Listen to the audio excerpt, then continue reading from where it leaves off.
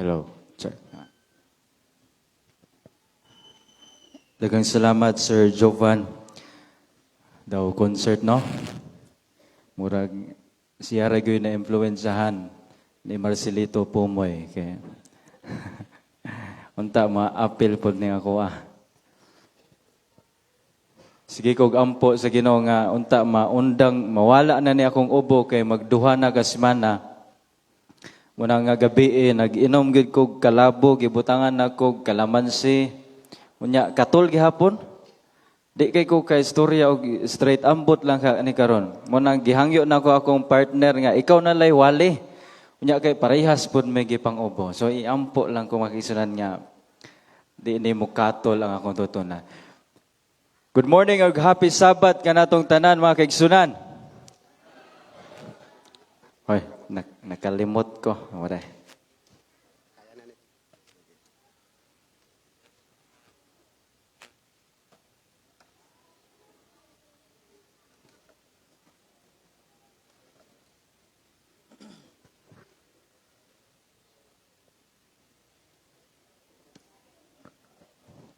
Hello.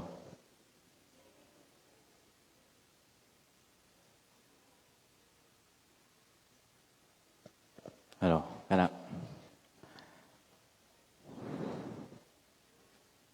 Okay. Once again, may buntag og happy Sabbath kanatong tanan. Akong ginaabi-abi atong mga bisita kung asa man mo gikan. Welcome kamo nga tanan dinhi sa atong iglesia sa Ipaw, ang atong mga bisita usab gikan sa Barangay Saputan, Barangay Luok. Welcome kamo nga tanan og atong mga regular nga membro dinhi sa atong iglesia. Og ilabi na gyud sa atong mga viewers online, mura man tag DJ ano no. Maayong buntag sa inyong tanan. I hope nga ang presensya sa Ginoo inyong matagamtaman. Nini nga kabuntagon mga kaigsunan, gamay lang nga pagpahinomdom para sa matag usa kanato. Mahilig kay ko tan-aw wali sa online. Ganahan kay ko mo tan-aw wali ba? Bisan gani kanang matulog ko, gabutang kog earbuds, mutan-aw day kog wali. Og isa nga wali nga akong gitan-aw kang Pastor Jomar Compuesto na siya sa Cebu karon na-assign. Nagpresent do na sa presentation mga kaigsunan og kining presentation niya. Iya kining nakuha kang Pastor Luel Teves. Kay kini si Pastor Luel, na-invite ni siya as a speaker dito sa CPAC, sa SIPAC, sa Week of Prayer. Og siring ni Pastor Teves, there are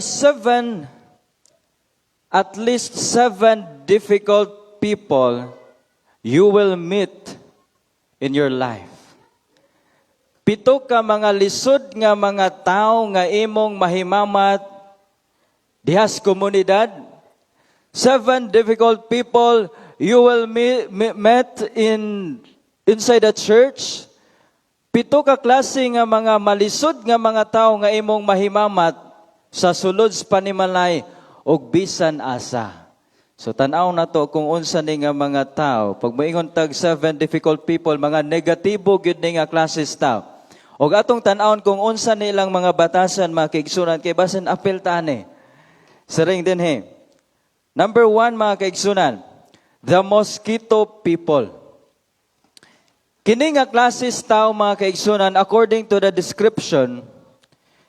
Nawata. These are the kind of people who are dependent, who are followers, happy-go-lucky, indolent, idle, sluggish. Kini nga klase nga kinaiyas tao mga kaigsunan, mga dependent, mga followers, lisod ni sila mahimo nga leader. Kaya nga naman, musunod na ni sila kung unsay naa,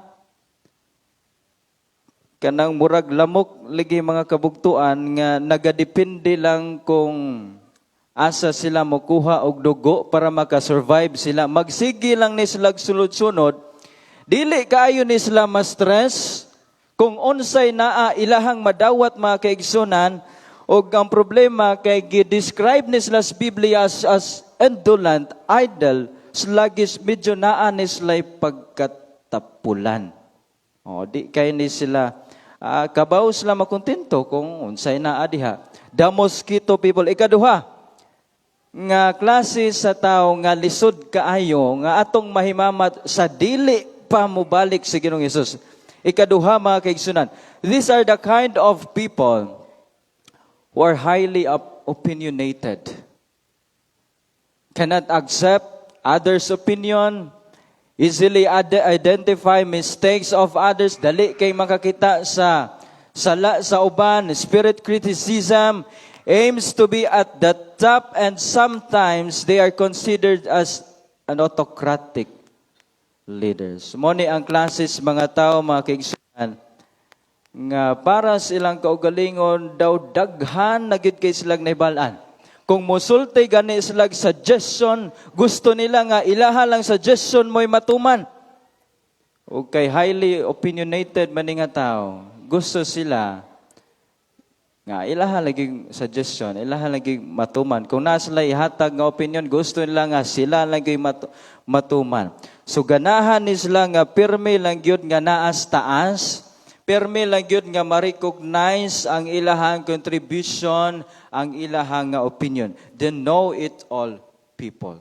Ikatulo, the scorpion people. Kini nga klases tao, mga kaigsunan, kini nga klases mananap, siring pa nila, kung mupaak daw ni, iyang gamiton daw niya ang iyahang ikog. So mo ni ang klases tao, they are pretending to approve plans, but they keep murmuring when not in a group. They're pretending nga mo approve sa proposal, sa programa, pero sa diha nga wala na sila sa meeting, magsige na lagyaw-yaw kay wala day ganahan sa naaprubahan, mga kaigsunan. Unya ganahan kay ni sila mo istorya sa kinabuhi sa ubang tao. Who likes to discuss personal details of others' lives, and a friend of your presence, but enemy when you're gone. Delikado din nga tao. Kay murag anghel kung mag-atubang mo, pero magtalikod mo, lala day kaayo. So ato ni bantayan ng klases mga tao, mga kaigsunan. Ikaupat, the barky dog people. These are the kind of people who keep saying opinion, keep asking questions, always attacks people, always discourage people, but they did nothing. Daghan kay pangutana, daghan kay suggestion, maayo kay mo cross-examine kung dunay suggestion, pero walay gihimo. The barky dog people. Kana sige rag paghut ba? Kanang iro, sige man nag-aw-aw. Samot nang kanang iro nga kadinahan, sige rag aw-aw, pero buhi daw ito. So mo ni, the barky dog people. Ato tas ikalima, the cannibal people. These are the kind of people who love to talk personal details. Love to chat with friends even at church service. Oh, bisa na sulod sa iglesia, sigig chat, makapost pa mga kaigsunan, daghan kayo, knows who is having the best Sabbath attire. Uy, delikado ning tawhana kay magsige na nigbantay. Ayan na nga Sabado, murag kani si Sister Nindot, murag mo ni say nagdaog karong Sabado. Nindot iyang attire ka. So the cannibal people, uy kauno mga kaigsunan, the killjoy people, discourage happiness, love to oppose church programs, discourage good plans, and extremely careful but less participative. Daw barky dogs people gihapon siya. Sigig pang diskoryo na inindot nga programa, iyahag yung atbangan kay gusto siya, iyaharag yung matuman. Pero dili kaayo gatabang. Kinsa kaning mga tuana. And the last one, mga kaigsunan, they oversave people. Morning classes tao nga, strike you if you do wrong.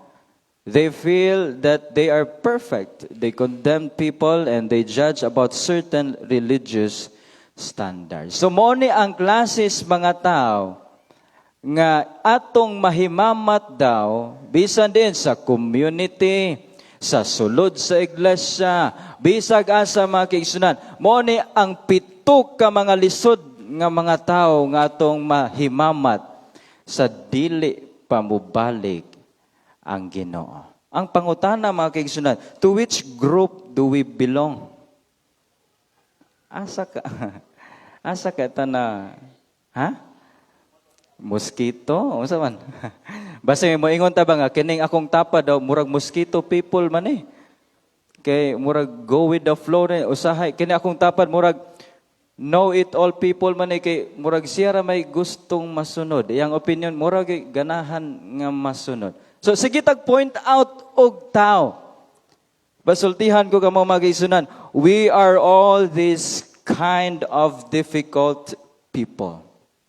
Usahay daw mosquito people kita, daw know it all people kita, gusto nato nga ang ato ang opinion, mao ra gyud masun, daw scorpion people kita, sige tag utingkay sa kinabuhi sa ubang tao, daw save it all people kita.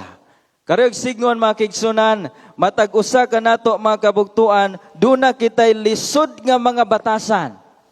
Doon na tayo lisod nga mga kinaiya nga bisag unsaon nagtugtago na nga batasan mugawas gihapon mo nang usahay ka nato silingan di ganahan sa tuwa kay daw natay kinaiya nga di masabtan. So wala pa nahulog ang atong ginikanan sa pagpakasala mga kaigsunan. Gihimo ta nga perfect sa Ginoo. You are perfectly created by in the image of God. Perfecto ta gihimo sa Ginoo apan sa dihang nahulog ang tao sa pagpakasala. Kining perfect nga himahi mga kaigsunan, nawala kini.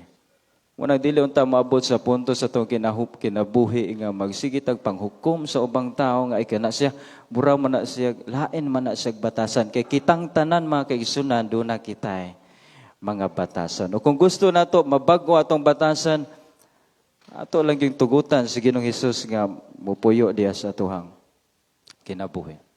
The last time nga nagwali ko din mga kaigsunan, akong gi-emphasize ang duha ka mga dagko nga mga kasuguan. Nga dunay usa ka abogado nangutana diha kang Ginoong Hesus, ang iyahang rason nganong nangutana siya para sulayon ang atong buhi nga Dios. Saring niya, teacher, which is the great commandment in the law? Gitubag siya ni Ginoong Hesus nga, love the Lord your God and love your neighbor as yourself. Og dining kabuntagon mga kaigsunan. Sa Matthew 22 man to makita. Nining nga kabuntagon. Sa Lucas 10 kita mga kaigsunan. Usa gihapon ka abogado. Usa ka Pharisee mga kaigsunan atong basahon. And behold, a certain lawyer stood up and tested him, saying, Teacher, what shall I do to inherit eternal life? Usa ka abogado mga kaigsunan, nintindog siya, nangutana siya diha kang Ginoong Hesus. Ang rason siyang pagpangutana para sulayon ang kaalam ni Kristo mga kaigsunan. Nangutana siya, magtutudlo, unsa may akong buhaton para maangkon ako ang kinabuhing dayon? Namangutana ko sa inyo mga kaigsunan, what is the most vital question in life? Para sa inyo unsa man ang mga importante kaayo nga mga pangutanas kinabuhi. Nga kung matubag ini nga pangutana daw makaingon kita, natubag na gyud ang tanan natong pangutanas kinabuhi. Siguro moingon kita nga, sa ko brother ang pangutana nga importante para sa kuha, kung asa ko gikan, kung unsay akong padulngan, unsay akong rason nganong naa ko din sa kalibutan. Siguro posible mao na ang mga importante nga pangutana sa inyong kinabuhi mga kaigsunan. But the most important question in life, the question asked by the Pharisee, because this question deals with the query of eternal life, naghisgot kini kung unsaon nato pag-angkon sa kinabuhi nga walay katapusan mga kaigsunan. O gitubag siya ni Ginoong Hesus. Nagpadayon ang ilang conversation sa Pharisee o diha kang Jesus Christ. Saring ni Jesus Christ, what is written in the law? Unsa may nasulat diha sa balaod. Saring ang Pharisee, sayon kayo. Saring niya, Love the Lord your God with all your heart, with all your soul, with all your mind, with all your strength, with all your mind, and love your neighbor as yourself. Sa rin ni Jesus Christ, insakto ka. Sakto imong tubag, buhata kini, aron ikaw mabuhi. Unya, kay gusto gid niya mga kaigsunan nga ma-justify, mahimong matarong iyang kaugalingon. Take note, usa siya ka Pharisee mga kaigsunan, usa ka abogado, eksperto siya sa kasuguan sa balaod sa Dios mga kaigsunan. But he wanted to justify himself, so he asked Jesus, "And who is my neighbor?" So ako na ning i-explain sa last na ako nga pagwali day kung sino ato mga higala. And here comes the solution of Jesus Christ mga kaigsunan. Ang solution ni Jesus Christ, nangutan naman siya, sino man ang akong silingan? Gusto gyud niyang sulayon ang kaalam ni Ginoong Hesus mga kaigsunan, nangutan na siya, kinsa man akong silingan? And here comes the solution of Jesus Christ, the parable of the Good Samaritan. Makita nato ni sa Lucas 10:30 ngadto 35. Og dili na nako ako na ni isamari kay maaram ako nga halos kitang tanan nakahibaw sa sugilanon niini sa parable. Apan niining parable mga kaigsunan, dunay tulo ka characters og tulo usab ka kinaiya nga gitudlo ni Ginoong Hesus aron maangkon nato ang kinabuhi nga walay katapusan. Three fundamental philosophies of life. First, I will take what you have philosophy. By the way, sino ganitong unang nga tao nga nahimamats biktima? Ang priest ba? Ang priest. Pero sa wala pa ang priest, ara ang robbers, di ba? Motoy una niya nahimamat. Ang robbers, unya ikaduha katong priest, Levites, o ikatulo katong Samaritan. So una nga filosofiyas kinabuhi nga atong makuha mga kaigsunan. I will take what you have philosophy. Kini nga filosofiya o kinaiya sa tao nga atong makuha mga kaigsunan, gipakita kini sa usa ka tulisan. Gipakita niya pinaagis pagtrato sa usa ka biktima nga siring pa sa sugilanon daw iyahag kastigo, iyahag tulis, gikuha niya ang kwarta o iyahag gibiyaan nga himalatyo na. So unsay filosofiyas kinabuhi nga gipakita, I will take what you have philosophy. Kung unsa ang imuha, akua kana.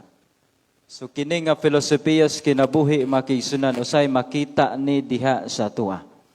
Doon natay mga katawhan, doon natay mga igsuon sa iglesia nga dugay nas pagpangalagad sa Ginoo, dagko kay mga contribution, dagko kay mga tithes, dagko kay mga halad, ug sa diha nga nitanaw sila silingan, nakita nila ilang silingan nga gipanalanginan pero wala gasimba. Wala gauli sa halad ikapulo, wala gahalad. Pero gipanalanginan mga kaigsunan. Nasakitan iyang kasing-kasing kay gusto niya siya ragoy mulambo. Gusto niya siya ragoy panalanginan sa Ginoo. I will take what you have philosophy. Kung unsa imuha, akuha ka na. Sakitan. Ikaduha mga kaigsunan, I will keep what I have philosophy. Kini nga filosofiya sa tao o kinaiya sa tao gipakita kini sa pagtrato pinaagi sa priest o sa Levites. Sa diha nga nakita sa pari nga dunay usa ka tawo nga himalatyon, ang iyang gihimo mga kaigsunan mingtipas siya sa laing dalan kay mahadlot siya nga siyang pasanginlan sa pagtulis. Pero siya ang giekspektahan nga mutabang. Kay priest gud siya, Levites, mga saserdote na mga kaigsunan, mga pari, mga pangulo na sa iglesia. Kung sa atong panahon pa daw, mga pastor ni sila ba? Mga pangulo sa iglesia, mga opisyalis sa iglesia.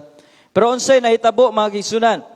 Sa diha nga nakita nila ang usa ka taong biktima, nagkinahanglan og tabang, Ang iyang gihimo, mga kaigsunan, mingtipas sila sa laing dalan, tungod kay mahadlok siya, nga siya ang pasanginlan sa pagtulis.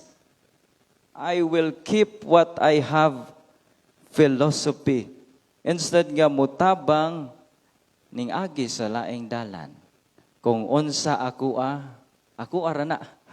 Wala kay labot. Ikatulo nga filosofiya sa kinabuhi.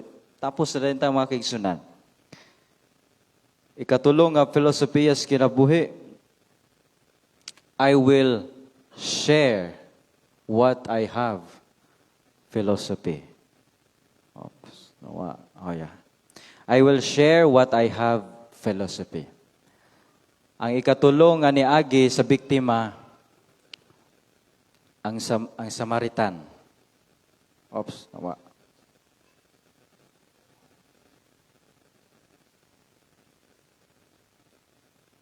Ang ikatulong nga niagi sa tao, mga kaisunan, sa biktima, ang Samaritan. Sa diha nga nakita sa usa ka biktima, nga dunay Samaritan nga nagpadulong. Kay kining biktima, mga kaisunan, usa ni siya ka Hudyo. O kining Hudyo, dili ni sila ganahan sulti, mohikap sa mga hintil, sa uban nga mga tao, kay alang silang kaugalingon, sila lang ang malimpyo, mga kaigsunan.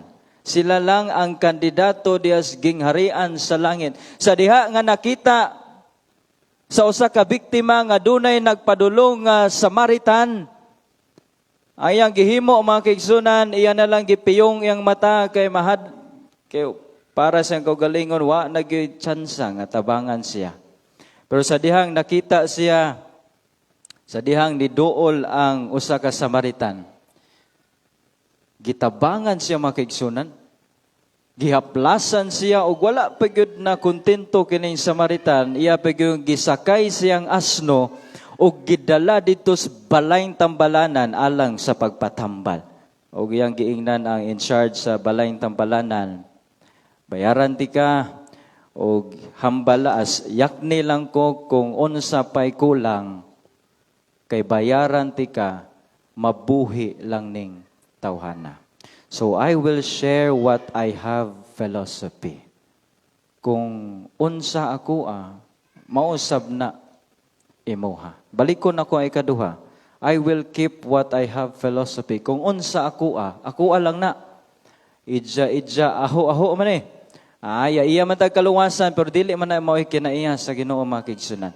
So I will share what I have. Philosophy. Kung unsa ang naas ako mauusab ang naas imuha.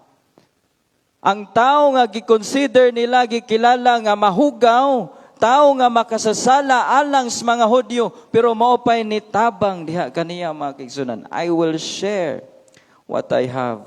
Philosophy. O nagpadayon ang conversation between sa Pharisee o ni Ginoong Hesus, mga kaigsunan, siring ni Ginoong Hesus, which of these three do you think was a neighbor to the man who fell into the hands of robbers?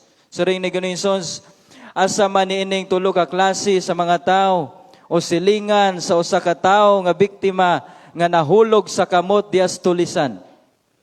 Siring ang abogado, mga kaigsunan, the one who had mercy on him.